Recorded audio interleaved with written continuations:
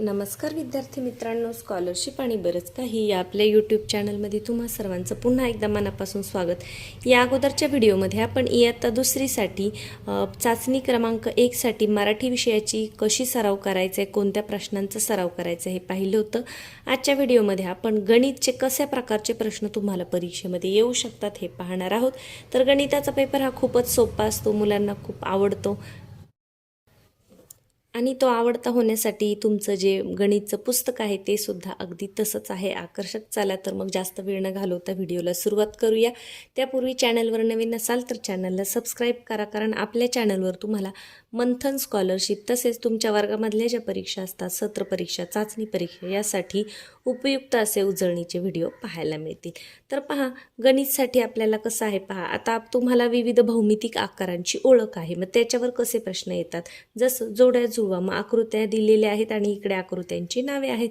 तर पहा काय दिसतंय, 4 बाजू आणि 4 कोण असणारा काय असतो, आयत असतो. मग आयत शब्द कुठे लिहिलाय, जोडी लावा. हे काय आहे, वर्तुळ आहे. गोल म्हणजे पूर्ण भरीव असतो, चेंडूसारखा, आणि नुसती कडा जर असेल तर त्याला वर्तुळ म्हणायचं. मग वर्तुळाला जोडी लावा. पेपरमध्ये जेव्हा तुम्ही जोड्या लावाल तेव्हा मग तुम्ही पट्टी वापरायची सवय लावा, म्हणजे पेपर आपला दिसायलाही छान दिसतो आणि पहिल्यापासून चांगल्या अशा सवयी तुम्हाला लागतात. यानंतर त्रिकोण, कुठे आहे त्रिकोण, इकडे आहे, मग ही जोडी लावा. हे काय आहे, चौरस, चौरसाची जोडी लावा. चौरसाचे काय असतात, चारही बाजू समान लांबीच्या असतात. हे चौरसाचं एक खास वैशिष्ट्य आहे. आणि आयताच्या समोरासमोरील बाजू समान लांबीच्या असतात. याला जे जास्त लांबीची बाजू आहे त्याला लांबी म्हणतात आणि याला काय म्हणतात, रुंदी म्हणतात. तर पुढे पहा, पुढचा काय आहे प्रश्न, पुढील आकृत्यांच्या आकाराच्या वस्तूंची नावे लिही. तर तुमच्या परिचयाच्या ज्या ज्या वस्तू आहेत, आता हा आहे त्रिकोण, तर त्रिकोणाचं काय असतं, तुमच्या कंपास, आता लहान मुलांना तर कंपास पेटी नसते, तुम्ही काय लिहू शकता, समजा त्रिकोणी आकाराचं तुमच्या वर्गामध्ये लावलेली पताका असेल तर पताका लिहू शकता. त्याच्यानंतर काय लिहू शकता, तोडून ठेवलेले भाकरीचा पावभाग, भाकरीचा पावभाग पण असाच असतो. आता हा इथे मी थोडासा लांब काढलाय, पण जेव्हा आपण असा त्रिकोण काढतो तेव्हा भाकरी किंवा चपाती आपण जेव्हा 4 भागामध्ये विभागतो तेव्हा ते असंच होतं, तर तसं लिहू शकता.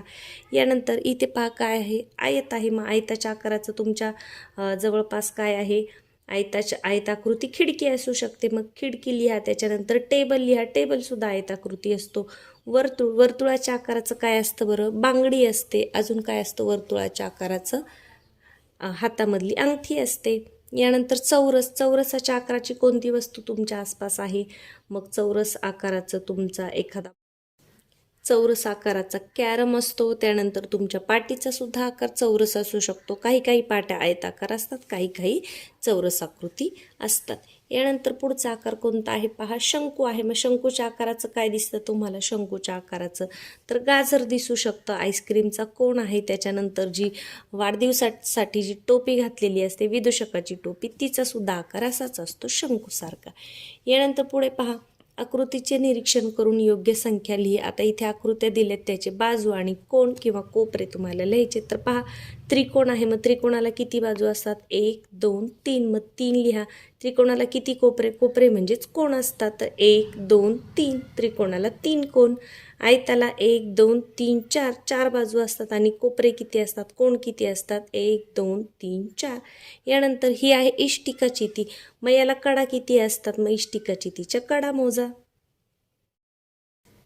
तर याला किती कडा असतात पहा, 1 2 3 4, तशाच खालच्या बाजूने 5 6 7 8 9 10 11 12, 12 कडा असतात. कोपरे किती असतात, 1 2 3 4 5 6 7 8, 8 कोपरे असतात आणि पृष्ठभाग किती असतात, 6 असतात. हा वरचा एक, त्याच्या खालचा एक, 1 2 3 4 5 आणि 6. या पद्धतीने आकृती पाहायची आहे आणि मग तुम्ही ते मोजायचं आहे. यानंतर खालील संख्या क्रमाने लिहा. आता इथे जे मिसिंग नंबर आहेत म्हणजे राहिलेल्या संख्या आहेत ते लिहायच्यात. कुठून सुरुवात आहे, 73, मग 73 नंतर 74 75 76 77 78 79 आणि 80, कारण 100पर्यंतचे अंक आपल्याला येत आहेत. यानंतर पुढचा प्रश्न पहा, खालील संख्या अक्षरात लिहा. आता अक्षरात संख्या लिहायच्या आहे, काय आहे, 26, 26 अक्षरात लिहा, 36 45 आणि 59. पुढचा प्रश्न आहे तो म्हणजे जोड्या लावा. मग तुम्हाला जोड्या लावता आल्या पाहिजेत. मग पहा 5 दशक 2 एकक कुठे आहे? 5 दशक 50 आणि 2 एकक म्हणजे 250 आणि 2 52 कुठे आहे? इथे मग जोडी लावून घ्या. आता इथे मी पट्टीचा वापर करत नाही, तुम्ही मात्र स्वतः पेपर सोडवताना पट्टीचा वापर करायचा, पट्टी पेन्सिलचा. 8 दशक आणि 0 एकक, 8 दशक म्हणजे 80 आणि 0 एकक म्हणजे 0.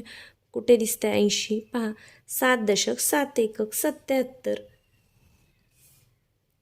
1 दशक 3 एकक, 1 दशक म्हणजे 10 आणि 3 एकक म्हणजे 13 झाले. 10 आणि 3 13. या पद्धतीने जोडी लावायची आहे.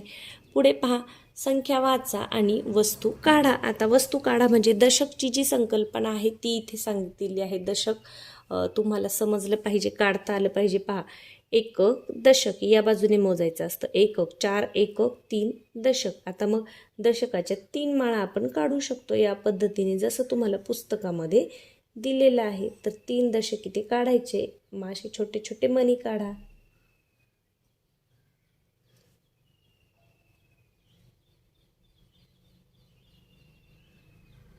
यानंतर एकक जे आहेत ते तुम्हाला सुट्टे दाखवायचे आहेत. तर पहा, एकक आता 4 एकक आहेत ना, मग 1 2 3 4 असं सुद्धा तुम्ही दाखवू शकता. तर या पद्धतीने दशक किती आहेत ते काढायचे, त्या या दशकच्या माळा काढायच्यात आणि एककचे ठिपके तुम्हाला काढायचे आहेत. या पुढे पहा, खालील संख्यांमध्ये अधोरेखित अंकाची स्थानिक किंमत लिहा. अधोरेखित म्हणजे ज्याच्या खाली रेष मारली त्याची. जेव्हा आपण दशक शिकतो तेव्हा मग आपल्याला स्थानिक किंमत माहीत असते. आता 4 दशक म्हणजे किती? हे आहे एकक, हे आहे दशक. 4 दशक म्हणजे 40. ज्याच्या खाली रेष मारली आहे ना त्याची स्थानिक किंमत लिहायची आहे. आणि दर्शनी किंमत म्हणजे जो अंक दिसतो तो. दर्शनी विचारलं तर 4ची किंमत 4च, 7ची किंमत 7च. पण स्थानिक विचारलं तर तो ज्या स्थानावर आहे त्याची किंमत लिहायची आहे. आता पहा, 5 एकक आहेत, 5 एकक स्थानी आहे म्हणून 5ची स्थानिक किंमत 5च येणार. यानंतर पुन्हा 4 आलं. 4 दशक म्हणजे किती? 40. यानंतर 8 दशक, 8 दशक म्हणजे किती? 80.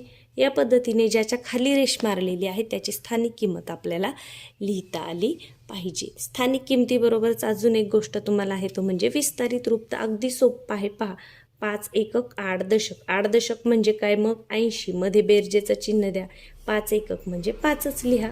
या पद्धतीने 5 दशक मग 50. 5 दशक म्हणजे 50. बेरजेचं चिन्ह द्या. 8 एकक. 4 दशक. 4 दशक म्हणजे किती? 40. मग 40 लिहा. मध्ये बेरजेचं चिन्ह द्या आणि काय? 1 एकक. 9 दशक. मग 9 दशक म्हणजे 90 आणि 0 एकक. हा 0 असा लिहायचा आहे. या पद्धतीने संख्यांची जी स्थानिक किंमत आहे ती तुम्हाला सांगता आली पाहिजे. दशक स्वरूपामध्ये तुम्हाला संख्या मांडता आली पाहिजे, लिहिता आली पाहिजे, जोड्या लावता आल्या पाहिजे. बेरीज आपल्याला नंतर पुढे आहे. संख्याचं विस्तारित सुद्धा अगदी सोपं असतं. संख्या अंकात आणि अक्षरात लिहिणं हे फार महत्त्वाचं आहे, कारण अंकामध्ये तर आपल्याला येतात, परंतु अक्षरामध्ये व्यवस्थित तो शब्द लिहिणं फार महत्त्वाचं आहे. त्याच्यामुळे त्याच्याकडे सुद्धा लक्ष असू द्या. पुढच्या व्हिडिओमध्ये आपण इंग्रजी विषयाचा तुम्हाला कशा पद्धतीने सराव करायचा हे पाहणार आहोत. याच्या अगोदर सुद्धा आपण मागच्या वर्षी व्हिडिओ बनवलेला आहे इयत्ता दुसरीसाठी गणितचा सराव कसा करायचा, तर तो सुद्धा पहा. त्याच्यात आणि याच्यात असे दोन्ही मिळून भरपूर प्रश्नांचा तुमचा सराव होणार आहे. चला तर मग पुन्हा पुढच्या वेळेस आपण इंग्रजीची उजळणी करूया. व्हिडिओला लाईक करायचे विसरले असेल तर लाईक करून घ्या. चॅनलवर नवीन असाल तर सबस्क्राईब करा. आपल्या चॅनलवर तुम्हाला मंथन आणि स्कॉलरशिपसाठी तसेच तुमच्या शाळेतील परीक्षेसाठी योग्य मार्गदर्शन मिळेल.